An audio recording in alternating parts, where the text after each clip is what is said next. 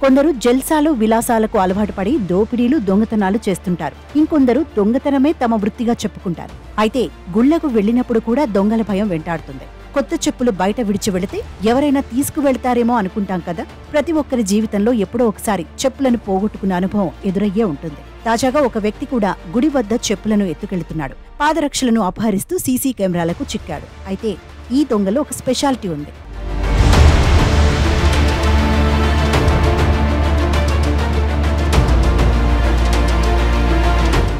పెద్దపల్లి జిల్లా ఓదెల మండల కేంద్రంలోని మల్లికార్జున స్వామి ఆలయం వద్ద చెప్పుల దొంగ నిజ స్వరూపం బయటపడింది.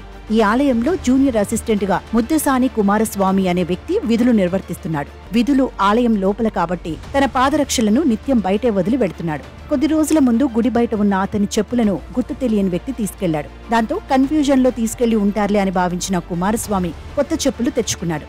మళ్లీ ఆ సీన్ రిపీట్ అయింది. రెండోసారి లైట్ తీసుకున్నాడు. కానీ మూడోసారి కూడా అలానే జరిగింది. అనుమానం వచ్చి గుడి బయట ఉన్న సీసీ కెమెరాలను చెక్ చేశాడు. ఒక వ్యక్తి తన చెప్పులే టార్గెట్ గా చోరీకి పాల్పడుతున్నట్టు గుర్తించాడు. ఒక వ్యక్తి హుందాగా రెడీ అయి పంచకట్టులో బైక్ పై ఆలయానికి వస్తున్నాడు.